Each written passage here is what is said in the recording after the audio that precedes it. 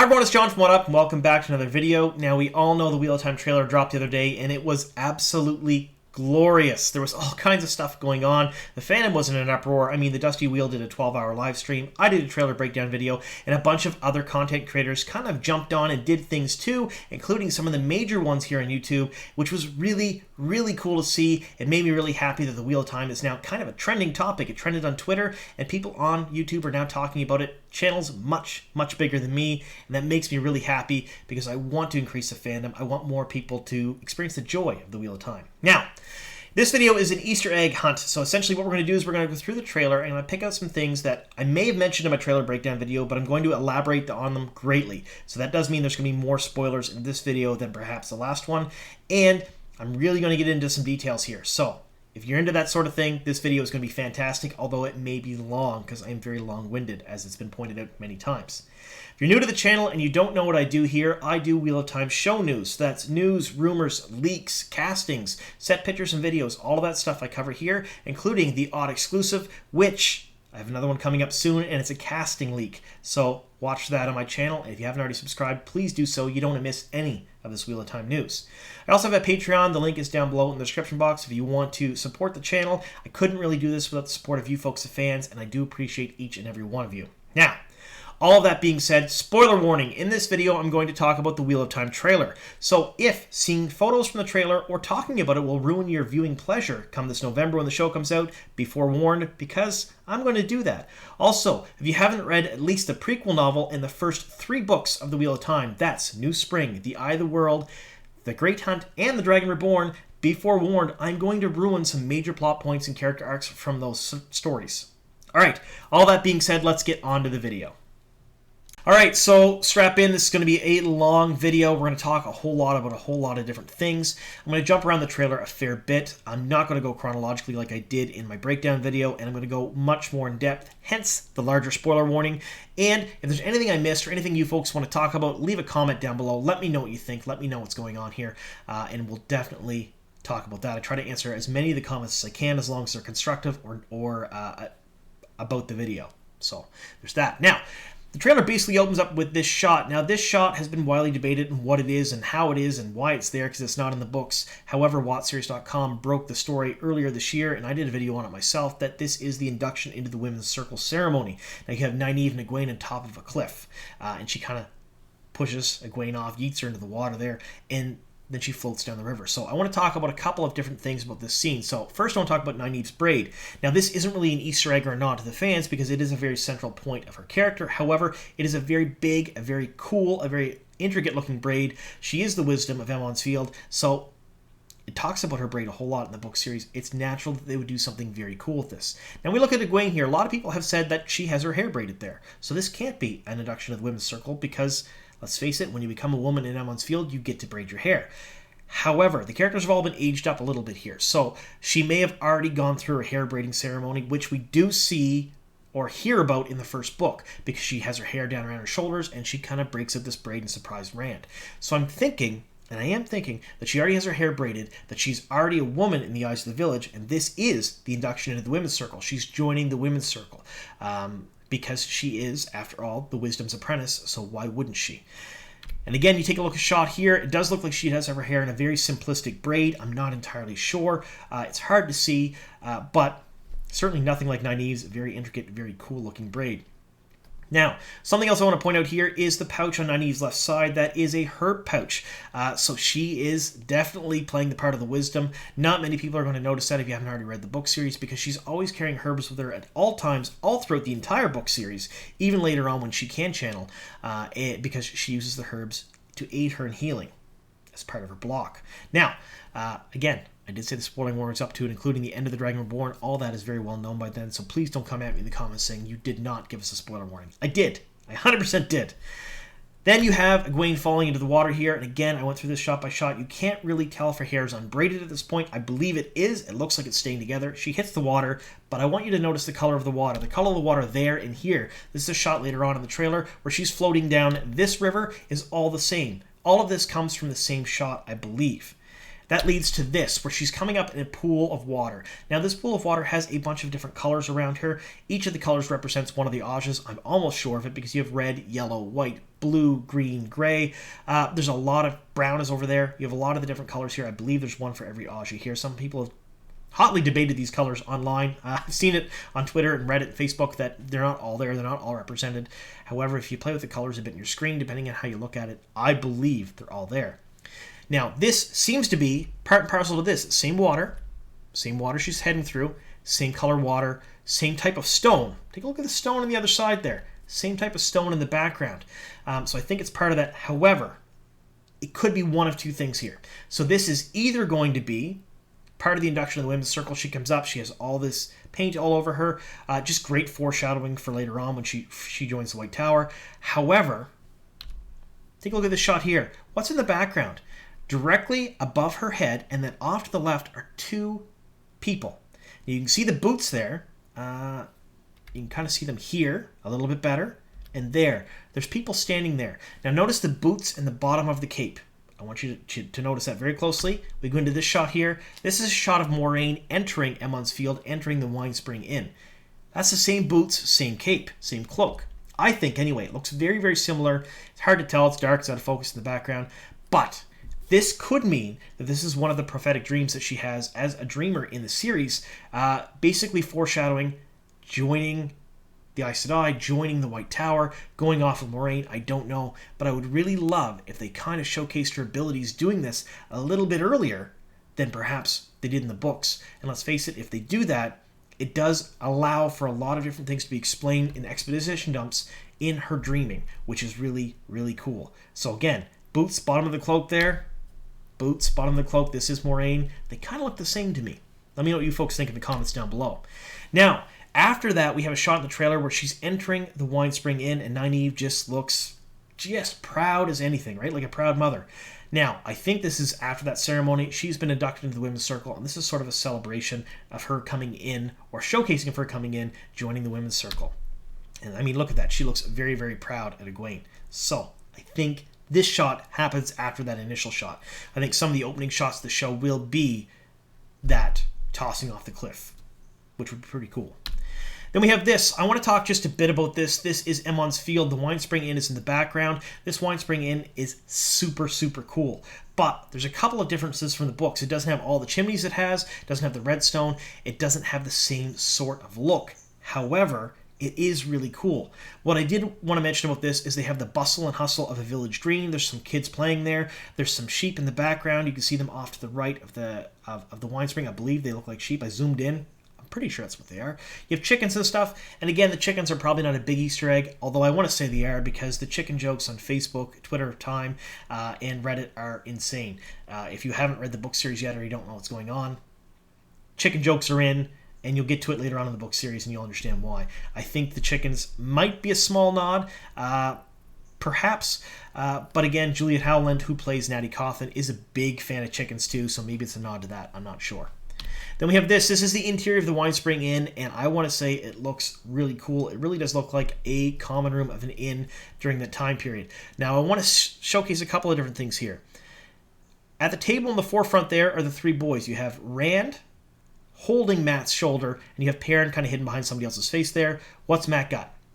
Dice. So Matt doesn't really start dicing till later on in the series, probably till book 2, book 3. However, they're showing it earlier. They're showing that he is a gambler, that he really likes to gamble. I think what they're going to do, since they've aged these characters up some, is they're going to take some of the personality traits and they are going to showcase them immediately. They're going to come right out the gate, and they're going to have very strong personality traits. For example, I think Rand will be very, very innocent. Matt will probably be a lot more mischievous, will probably really, really like money, will probably really like gambling off the hop. And Perrin, well, we all know the rumors about Perrin in the show, where he does have to kill his wife, who is not in the books, by the way, probably makes him very quiet, very introspective, very careful, slow in movements and actions for the rest of the series for quite some time, if that is the case. Because, I mean, if you end up killing your wife in a fit of rage during a battle, you're probably going to be pretty messed up for quite some time. Here are the boys here again, and you'll notice that Matt is holding his dice cup. They're all having drinks around the fire, but around the table and the candles, but I did want to mention that he is holding the dice cup there. They were dicing. Really, really cool to see. really neat. A better shot of the dice cup right here. Now, you have Perrin off to the left. He looks pretty happy. Yosha Serdowski there, Rand, looks very happy. So this is probably pre-events of Winternight. Nothing's burnt down. The inn is still there. Everybody's happy. They're having a good time. Probably in the opening shots of the show, we're seeing this here. Now I want to talk about this a little bit. We're going to talk just a bit about scenes in the middle of the trailer. Now, Logain is this character. He's played by Alvaro Morte, and in the first few books, well, let's face it, in the first book, he's kind of a throwaway character. He shows up, they see him for a little bit, they mention him in Camelin, and then he goes away. He's a false dragon kind of off to the side. They mention some of the battles, they mention some of the things that happen, but that's it. He does come back later on in the book series, and this is not a spoiler because I'm not telling you what or how he does, but he does come back later on in the book series and does show up as more of a character, although he doesn't have a pivotal role. He's not a main character. He's kind of there off to the side for a bit, and I think they're going to change that. I think they're going to showcase him a lot more, which is great because there's a lot of his storyline that happens off screen, or off page rather, that I want to see.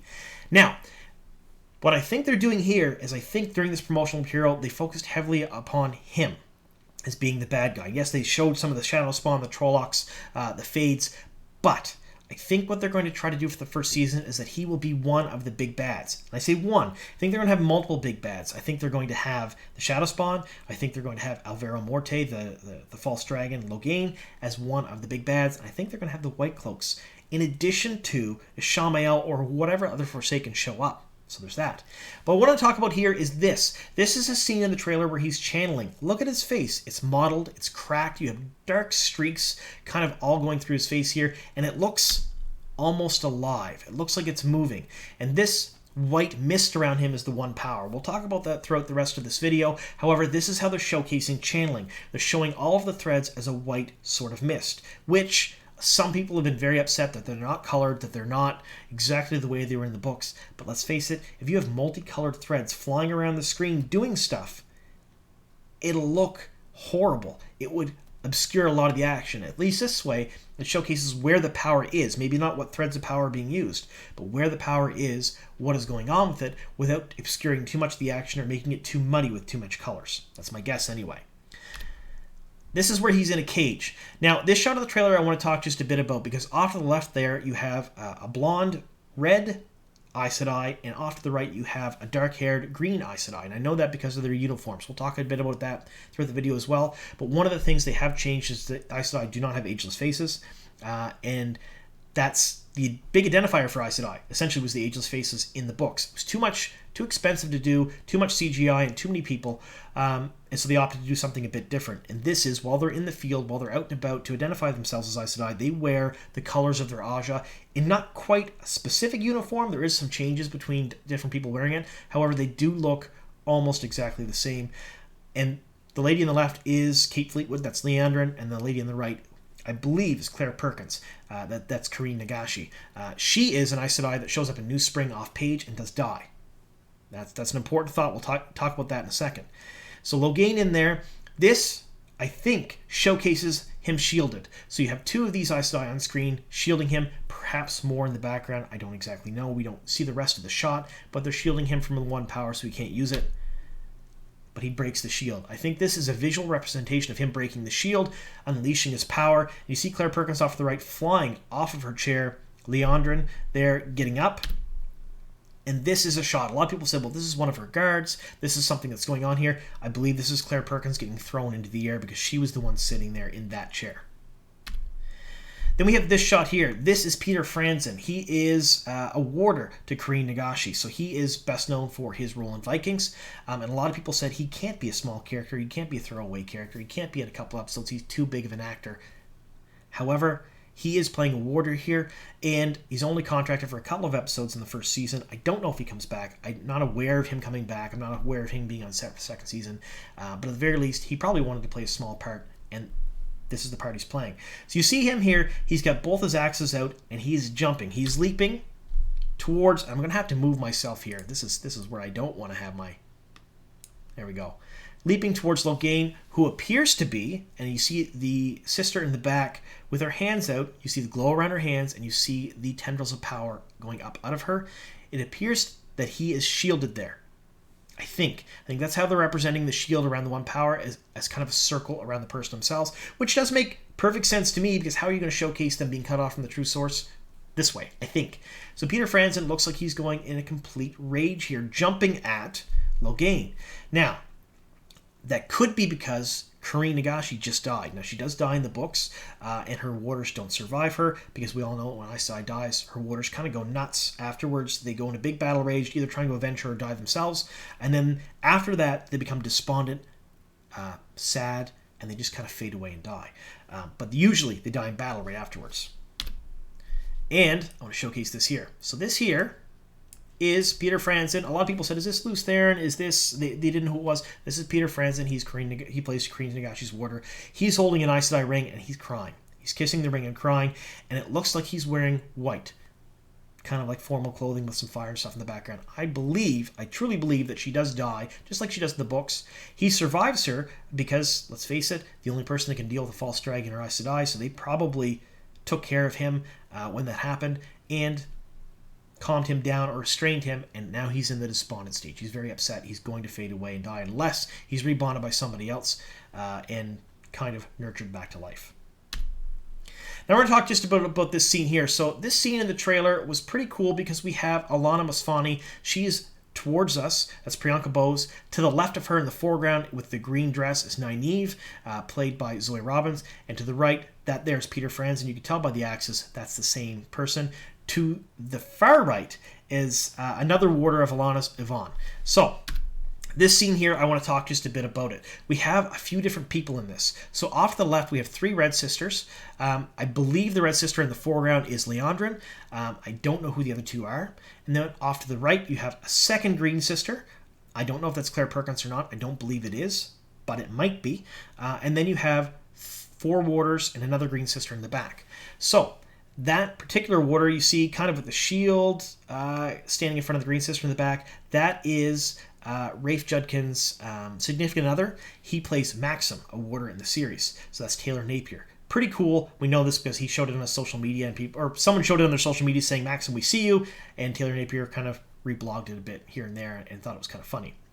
This scene, though, what I want to point out is you have the arrows coming in, you have the Aes Sedai, everyone's kind of standing there nonchalantly. They know that the Aes Sedai are going to take care of the arrows coming in, except for the 2 people in the foreground. You have Nynaeve and Lan. Now, I mentioned in my trailer breakdown video that this is a foreshadowing of Lan's interest in Nynaeve and their relationship, and people were very upset. They were very mad at me. We don't see that till much later in the series. You should have said spoilers. It's wrong. The end of the Eye of the World, in one of the few chapters towards the end, when they're in the Blight, they kind of almost profess their love for each other, and you know that they want to be together. You know that he loves her. It's just one of those things that happens in the books, but a lot of people gloss over or forget. So I think this is great foreshadowing and kind of a nod to the fans. He's protecting her. Even though there's really no danger because of the Aes Sedai stopping the situation, he still will shield her with his body. Very, very neat. Now, this is something else I want to talk about here. You have Alana Mosfani here. This is Priyanka Bose channeling the One Power. Look at her hands. In the book series, you have Aes Sedai channel using their hands. Wayfinders, the Aiel, other people who channel, some of the Shanchan, they do not use hand gestures. They don't wave their hands about. They don't do things like an airbender would to channel. And that's because they learn that way. And even in the book series, they said that you could probably tell which sister trained other people based on the hand gestures. Because if they learn those hand gestures as part of the weave, they have to do them or they can't use the weave. That's right there. She's thrusting her hand up, throwing the air at the arrows. Here, Karine Nagashi healing Moraine. Again, hand gestures over the wound. Does she need to do that? No. She could have just stood in the room as long as she can see the object that she's channeling at, which would be Moraine, Rosamund Pike in this instance. She can do that. But she's using hand gestures. And then the last one here I want to talk about, this is Moraine kind of spinning around. She is spinning, using her hands, directing the One Power with her hands because that's the way she learned it, right? Really very cool. They're going to showcase that in the show. Some people thought it was hokey. Some people thought it was kind of maybe not so cool. They wouldn't do that in the books. No, 100% they do that in the books. They mention it a number of times. Although when you're reading it, they don't say she thrusts her hands out or flips her hands or does the Doctor Strange finger tutting for different things. But it's happening because it's mentioned so often that it does happen. And again here, she's thrusting, kind of like doing a Kamehameha, throwing the 1 power, and you have land doing a barrel roll in the front. So it's all about the hand movements when it comes to the 1 power, and they're showcasing that, which I find very, very cool. And that is a little bit of an Easter egg to the fans. People who aren't fans of the series won't really get that, but if you read the books, you know they do that. And again here, thrusting your hands out, 1 power all around her. Now I want to talk a little bit about this picture here. You have dead Trollocs on the ground. Now the one up top right, above land, appears to have goat horns, but almost a humanoid face. And then to the left, you have ram's horns, humanoid face.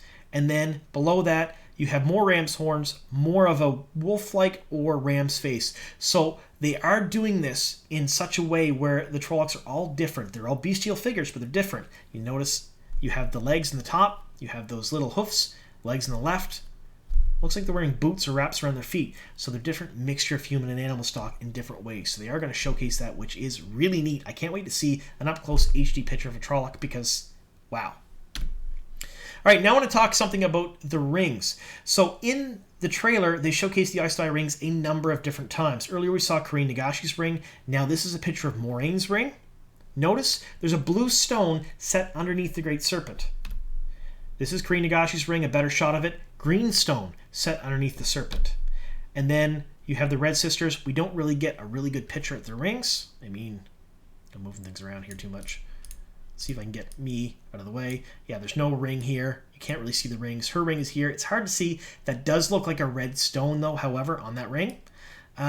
So basically, what I think they're doing is instead of showcasing them wearing shawls out in public or things like that, they're doing 2 different things to determine their Aes Sedai. They're doing the clothing. So these are their field uniforms, I want to say. This is what they wear in the field. They might wear fancier things in the White Tower or for more formal events. They may even have shawls then. I hope they do. Really cool. We haven't seen one yet, but I really hope they do. And the rings. The rings, I think, are the big kicker. So even if they're wearing plain clothes, they're going to be wearing those rings. It showcases that they're an Aes Sedai, and it shows the color of their Aja. Neat. Very neat. I can't wait till Tor or Amazon or Sony or whoever does the marketing and selling of these things does these rings again, because there were old rings that were just the Great Serpent that you could have purchased a long time ago, long before I had the ability to do so. And now we're going to see lots of merch for this, and I really hope that we're going to see merch like this. Now I want to talk a bit about this photo here. This shot is of Siuan Sanshe. Now, a lot of people have really bagged at me for my pronunciations, and I do apologize for that, although I am trying my very best to get them correct. And somebody actually came at me for saying this wrong. Not Swan. That's how you pronounce her name. I do pronounce a lot of different things wrong. That one's right. Unfortunately, that's how you say it. A lot of people say Siuan or whatnot. It's Swan. So she was come from a very, very poor section of the city of Tyr, and they were known for being fisher people. So she was part of a very big culture where they caught from the sea, and a lot of the things that she talks about in the books, fish guts this, silver pike that, a lot of references to growing up in that sort of culture. Now, you take a look at the tattoos she has on her, which is very, very cool. But I never remembered seeing her mention having tattoos in the books. I went back and looked. I couldn't find any mention of it. But I got to thinking, Tyr is very well ingrained with the sea. And so are the Windfinders and the Sea Folk. So it would stand to reason that the Sea Folk would show up a lot there. They would probably go into port a lot in Tyr. And what happens when different cultures go into port is the people in that port may try to emulate them. And it may be a cool thing to kind of be a little bit like them. So these could be Sea Folk tattoos, even though she is not Sea Folk. Could be from her time as a youth getting them done to kind of emulate the Sea Folk coming into Tyr. Very, very cool. Very, very neat. The other thing I want to talk about here is she's wearing kind of a pearly iridescent gown. Very neat. But you have that 7-striped stole around her neck, and that is the Amaryllis stole, which showcases each of the different Ajas. Very muted, very, very cool looking, like iridescent. I love it. I really like the way it looks. In the books, I kind of imagined an old knitted shawl that was all wool, with big stripes of solid color. I couldn't imagine how they're going to do that on the screen to make it look real nice. They did a great job here. I really like this. This is Lyanna. Now, Lyanna is the Keeper of the Chronicles, and the Keeper has a staff, and they showcase that in the trailer. A lot of people may not notice this, but this is the Keeper's staff. They do mention it quite a few times in the books, and she's kind of slamming it down here in the trailer, and I believe it's when she's announcing the Amaryllis seat coming in. Very, very cool. Small nod to the fans, a little bit of an Easter egg there. And in the background here, those are brown sisters. So those are of the brown Aja because they're wearing mostly brown. Very, very, very cool that they're showcasing the Aes Sedai in their different colors because it'll make it much easier to see them on screen, especially when there's a whole lot of them in a battle scene. You're going to know where there's clumps of green sisters and brown sisters and white sisters and red sisters. They'll all be in different spots. Really very cool.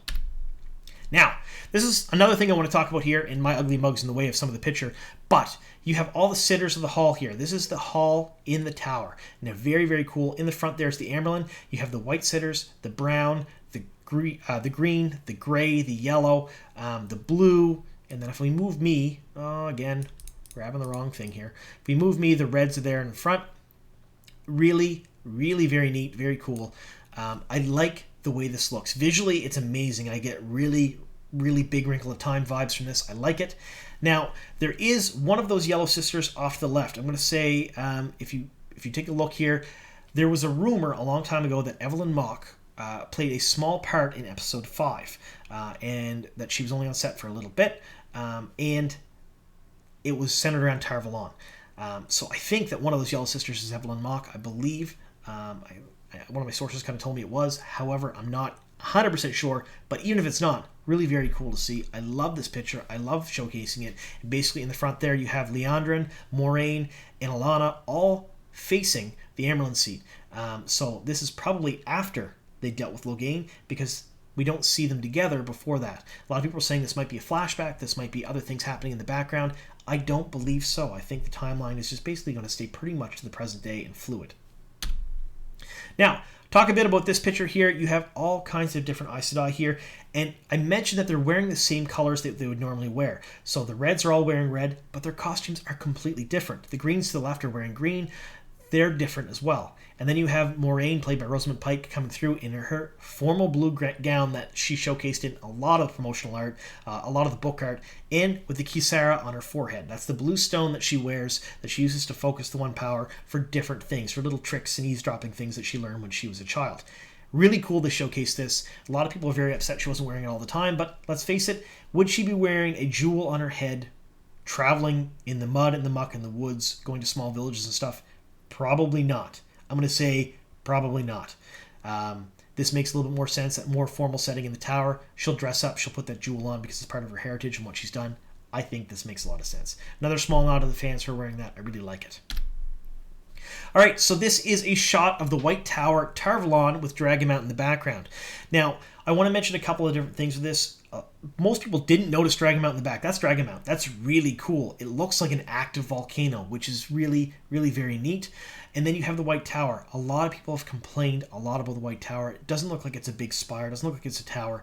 However, I like the way this looks. I like the way they did this. I think it's cool. Now, I know a lot of the architecture of Tar Valon is not organic, like the Ogier had built it. However, I like it. I think it looks very neat, very clean, and that's a big thing. If this is the seat of power for the Aes Sedai in the world, what's most important is the city is going to be clean and neat because, let's face it, in this time frame, some of the other cities that maybe aren't as quite well patrolled get dirty very quickly. There's slums, Kyrian, Tyr, a lot of bad things happen there. Here, however, in Tar Valon, everyone's supposed to be safe. You should be able to walk naked through the streets with a sack of gold, be absolutely fine, and it looks that way from this photo. And this one, I want to talk about this a bit because you get to see the outline of the island just a smidge, and this is a small nod to the fans. So, I don't think they're going to have the island look exactly like it does in the books, which is essentially like a vagina, and that was 100% on purpose. But I think they're going to do small little bits like this, little nod to the fans saying that they realize that's the way it looked, and it'll showcase it like this. Really very cool. All right, I want to talk just a bit about this photo here. This is a nice shot from above of the Hall of the Tower. You have the Amberlin seats throne, for lack of a better term, her seat where she sits. And you have all the sitters around her. So you have the reds to the right, and then you have down below the whites, blues, yellows, greens, browns. To the left are the greens. I said greens down below. To the left of the greens. You'll notice there's one empty seat. One empty seat in the green sitters. And then facing her in the middle, you have Moraine. To the right, Liandrin. To the left, it looks like Alana. It looks like just a further shot of what happened earlier where they're facing the Emerald seat. And you couldn't really see it, but that seat is empty. Why is that seat empty? I believe that Kareen Nagashi was one of the sitters, and she did die. That's why we've seen the pictures of Maxim crying, or starts, not Maxim, her warder Peter Franzen crying. I think she was one of the sitters, and she has already passed away. I mean, I think it would be a great idea for them to do this, because they can kill off a non-main character, showcase how the death of an Aes Sedai affects everyone else. I think that's very smart if they do that. Again, spitballing here, but I think that's what it is. Very cool. This tower, the circle scene, the wheel scene, everything is in circles. Here, looks like after a battle, they have a lot of people they're burying. It's a funeral scene. It looks like they have all the holes dug. Everyone's wrapped in white, and they have all these, it looks almost like gold balls on their chest. Now, I couldn't be sure what that is, but are these Aes Sedai deaths, perhaps? Are they something else? Is that holding the ring? I don't know. But really very cool. I'd love to know what those little gold balls are in their chests, because I zoomed in as much as I could. It just looks like a gold ball. I can't get much out of it. But you have some of the Red Sisters, Moraine, and it looks like Alana there in the middle. Some of the warders around the outside. It is definitely a funeral scene. It is very cool. And then cut to this. This is dancing at Beltane in the Two Rivers. And a lot of people say, well, maybe it's the Tinkers, maybe it's something else. No, this is definitely the Two Rivers. The lanterns are the same. The benches and stuff on the outside are the same as that first shot at the Village Green. This is near the first. They're dancing in circles. I think circles, wheels will be a major theme in the series. A lot of the architecture in Tar Valon seems to be built around circles. There's a lot of circles in the way things look in the background. Again, I think they're going to showcase that a lot, kind of hammer home that the wheel is a major part of the world's mythos. All right, so now we're going to talk about a couple of these photos here. This photo here showcases them in Shadar Logoth. Now, Shadar Logoth is a dead city that they visit. I'm going to say in the first quarter of the book of the Eye of the World.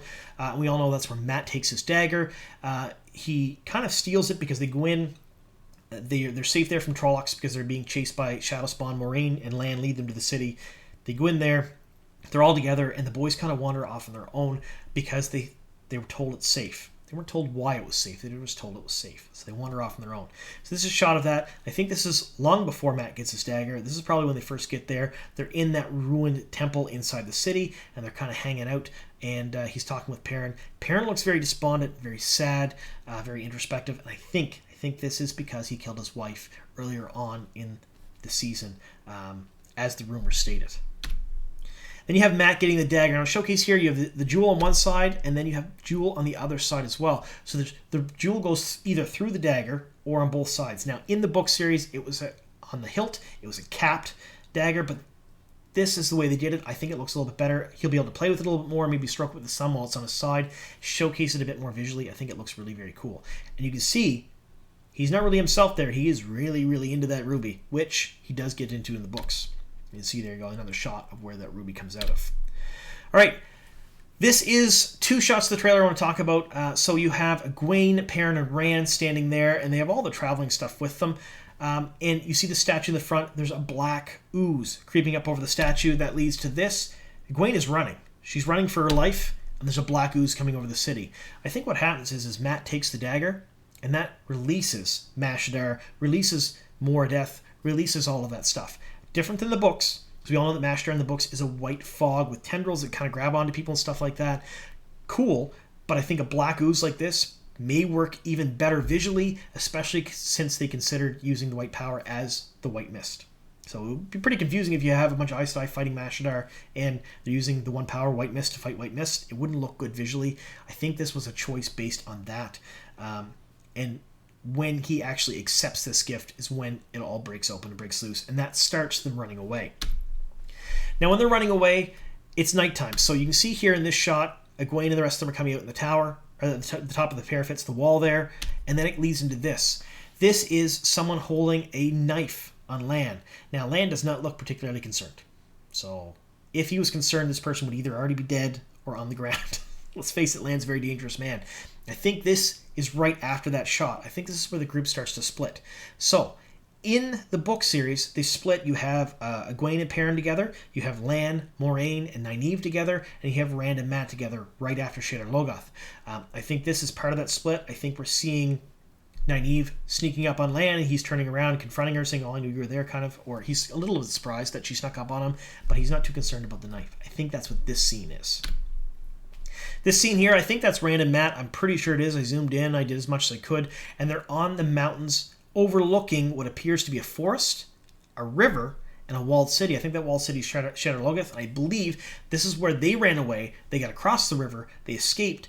And they're going to come to the top of this mountain. And there's some old concept art that showed them standing, looking at a ravine, a small village down below at the bottom of the ravine. I think they're going to come across that, and that's where they split up. I think Rand and Mat are on their own at this point. I think you have Perrin and Egwene on their own, and I think you have Lan, Nynaeve, and Moiraine on their own. This is the split. Probably end of episode 2, beginning of episode 3. Here you have, and it's been pointed out to me I was wrong in my trailer breakdown video, 6 horses, not 5, and they're all running along a river with the mountains in the background. The 6 horses could be the Emond's Fielders as well as Lan and Moiraine, because you have the 3 boys and Egwene that leave, and then you have Lan and Moiraine with them, and then Nynaeve meets them later. I think this could be a shot of them fleeing from the town the following day, and then Nynaeve meets up with them later on. I think it's quite possible. This shot here, I'm going to move my ugly mug again. I'm going to move me up here. This is the Waygate. So I want to talk about this picture a little bit. So in the promotional art that they sent up to EW, there's some metadata, and it does say that Moiraine meets the rest of them in Loyal at the Waygate. And it did specifically mention Loyal, so we know that Loyal is here somewhere. We know he's in the series, and we know that he's probably joining them on the journey through the ways, because he's the one who can guide them. A little bit different. This is not a Waygate in the basement of Caemlyn. It is a Waygate in the middle of a field, and it doesn't look exactly the way that people think it should look. However, this is how they designed it. This is how it's going to look on the screen. And I think you'll get that silvery doorway in the middle when she uses the 1 power or whatever it is she does to activate the Waygate. I'm not sure how they're doing that for the series. But that's what this is. This is the Waygate, and they're all meeting there. So I want to talk a bit about who's in the foreground. So in the foreground, you have what looks to be Mat, and then you have Rand, and then you have Egwene, and then you have Lan. In the background, you see Aldieb, and I probably said that wrong. That's one of the things I can't pronounce. That's Moraine's horse. So I don't see Moiraine anywhere there, though. She could be wandering around. She could be directly behind the shot of Lan. You have a mystery character to the left, and the character next to them is, I believe, Perrin. So this is what I want to talk to. Whoever those 2 characters in the background are, you have someone who is very small next to someone who is very big.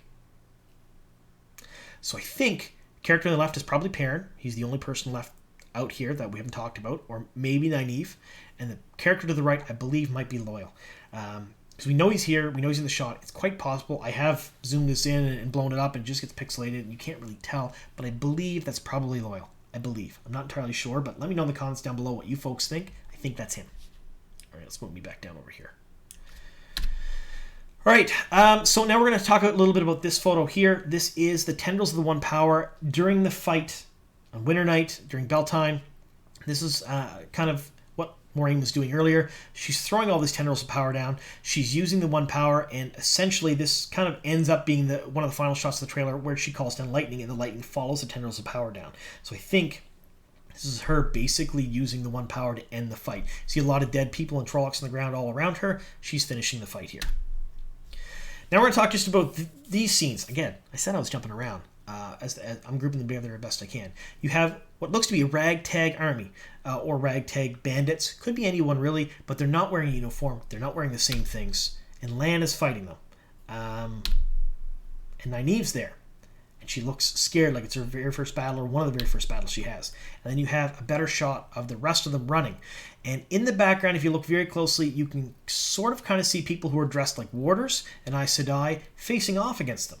So what I think is, this is Logain's army, and I think they're Dragon Sworn, because none of their clothing matches.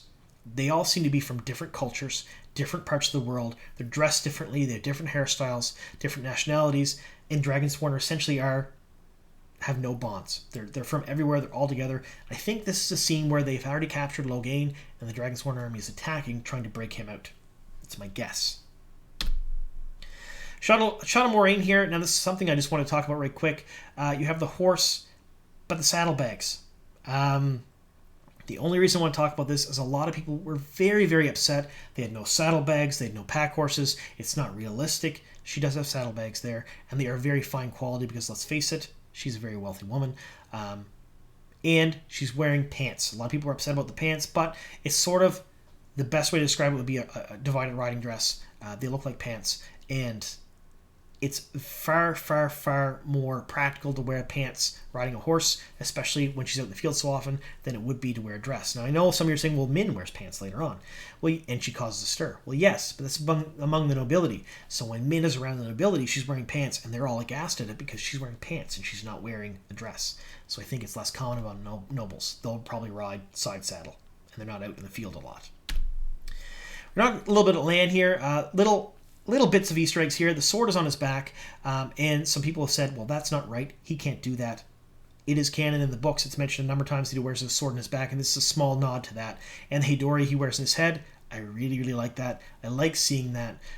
Very, very cool. People who haven't read the books before wouldn't know what that is, but that is the Hidori. It's a mark of his heritage, a mark of the Malkiri. Very neat. All right, the scene I want to talk about here, you have Nynaeve and Egwene, and Nynaeve is pulling a knife and looking absolutely horrified, and so is Egwene. They're covered in soot, and it's a battle scene. Look at the roof in the background. The roof in the background is slanted, just like the roofs in Aemon's Field, so I believe, 100% believe, this is probably the Battle of Winternight, and this scene is from that. It's when the Trollocs are fighting them, and they probably square off against at least a Trolloc, or maybe the Fade himself. Really, very cool. All right, this is something popular I want to talk about. A lot of people said this is not Aemon's Field, and I agree. It is 100% not Aemon's Field. You look at the houses in the background, the structures in the buildings, they don't look anything like Aemon's Field. And this is Mat to the left and Rand to the right. There's some fire and stuff. Nothing's on fire. It's not a battle. They're the only ones running. They're the only ones scared. So we're going to set that as the scene right now, right? They're the only ones running and scared. I believe this is after they split up after Shadar Logoth, and this is probably in one of the towns later on. What are they running from? Well, you can kind of see what looks to be a blurred out figure in white on a black blob in the background. And you do this, that black blob resolves into a horse, and that white sort of more resolves into armor.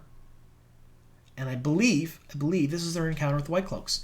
I think they've done or said something at this point to make the White Cloaks mad. So that little scene they had in Berlin, where they did some things against the White Cloaks and kind of got them caught as they left the city. I think this is that scene, only completely different. So this is where they kind of have a run with White Cloaks, because they're the only ones scared. Nobody else is scared around them, and they're horrified, and they're just hauling ass away from whoever's in the background there. To me, that looks a lot like a White Cloak.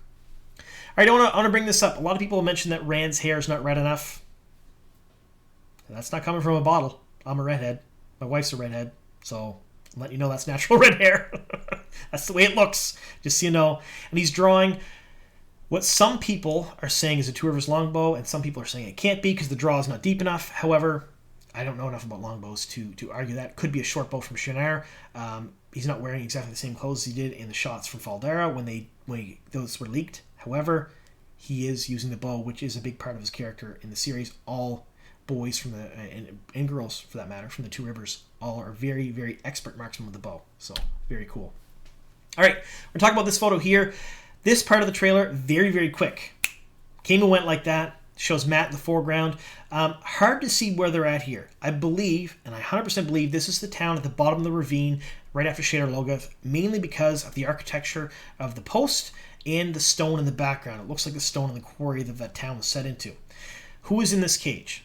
A lot of people have had a lot of different things. I still wholeheartedly believe at this point that this is an Aiel. I 100% think this is an Aiel in this cage, and that this is not the Aiel we're going to see, although I think they're going to kind of maybe mash together the storylines a bit. We may see Gaul this early. I don't know. Perhaps it sets it up for someone to rescue him later, or perhaps this shows that the Aiel are enemies with other people, and there's a little bit of an exposition dump at this point where explaining how Rand looks like an Aiel a bit, and they just had these Aiel captured. He looks just like these people. I don't know. But I do believe that is an Aiel, because look, that looks like the Cat and Sword to me, just with a whole lot of blood and dark gook around it. It's my guess. All right, now we're going to talk about Perrin and the wolves. So what I want to talk about is the eyes. So this wolf could be Hopper, could be Wind, could be Burn, could be, well, maybe not Burn because he doesn't have the burn in his face, but could be any of the wolves at all. I'd like to think it's Hopper, but the eyes are burnished gold. I really like that. And in this part of the trailer, Perrin's facing off against the wolf. Does not look very scared. That's a sign that maybe something's going on here. His eyes have not changed yet, so I don't believe they've been captured by the White Cloaks just yet. He hasn't really accepted the wolves, hasn't talked to them much. This might be the very first meeting with the wolves right after Shadar Logoth, with him and Egwene by themselves before they meet the Tinkers, or around the same time. That's my guess. All right, now we're going to talk just a bit about the Shadow Spawn. This is a shot of what looks to be Winternight. It's raining, it's gross, it's dark, and this is the Fade riding into town. And the Fade is on his horse. So you see all the Trollocs and things around him, but the Fade's horse in the foreground has that skeletal mask on it. And a lot of the fan art of Fades and a lot of the other art from Fades shows this, which I think this is a very nice nod to the fandom that they did something like this that showcases something that fans have done. Blurry shots of Trollocs. Again, this goes to show that they look different than each other. So there's some horns there's some ears. The shapes are not all the same. The feet are not all the same. Some of them have hooves. Some of them have humanoid feet. They all look a little bit different.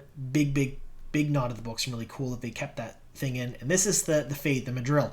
I said that wrong. Doesn't matter. Again, this is one take, folks. This is me talking for 3.5 hours, basically. Not really. I'm at 43 minutes right now, but one take. A lot of people don't like the look of this. I personally love it. I think it looks like the Leviathans from... oh, now I blanked the name of the show. You know what I mean. Supernatural. I love it. I love the way it looks. I like the teeth. A lot of people say it's overdone. They don't like it. They don't like the noise it makes. It can talk like a human and stuff. Yes, Fades don't have eyes, though, and the look of the eyes is fear. It's going to be very hard to show that you're scared of something if it doesn't look scary, if it's just a regular person with no eyes. So this, I think, would be very, very, very smart to do, and basically, the creepier the better as far as I'm concerned. This is a really cool looking rendition of the Fade, in my opinion. And again, another shot of the Trollocs here. I just want to showcase the differences in them. They are showcasing different animal parts, different humanoid parts. Very, very, very neat. Now, last thing I want to talk about is this. You see Lan, and he's spinning around here, and he's a sword. There's a lot of blood, there's a lot of gore and stuff, and he's fighting 3 Trollocs at once. But there's all that mist around him. That mist is the one power. You see all that one power around him? This means, with Moiraine in the foreground and Lan fighting there, they're probably going to mix sword and sorcery a bit. I love using that, even though that doesn't really apply to Wheel of Time. I think they're going to mix the one power along with the warders, things a lot. And I love that idea. I love the fact that they're going to use the one power along with thrusts and jabs from their warders. I think it'll look amazing on screen. Maybe not completely technically accurate to the books because it doesn't describe it that way a lot, but it's certainly something that they would do if they had the ability to do so, and I think it's going to look absolutely epic on the screen. All right. I basically have no voice left. It's been 45 minutes. I dove into this as best I could and picked out a lot of different things for you. I'm probably missed a whole lot. We are getting a second longer trailer later on. It's happening. Rafe has already mentioned it in Q&A. Look for that in a news video I'm putting out soon-ish. That'll come out the next day or so. And I'm excited for that because it's going to showcase just a bit more. I'm hoping we see Loyal. I'm hoping we maybe see a better look at the Shadow Spawn. And I'm hoping for a reveal in some of the Forsaken, especially Shamael. I really want to know who that is. Also, keep an eye out for a casting video. I have a cast leak video coming out, something nobody else has. It is What Up exclusive. I'm very excited to share it with you folks. That is coming up soon. Leave a comment down below. Let me know what you think of the video. Anything I missed, leave it down there. Also, if you haven't already subscribed, again, please do so. It helps the channel out, helps the YouTube metrics. Leave a comment, like it, and subscribe to the channel. The more people that subscribe to the channel and watch my stuff, the more I can do. And if you haven't already subscribed to the Patreon, please do that as well. All the support we can get here at the channel is most appreciated. All right. Thanks so much for sticking with me here to the very end. And here's to many more.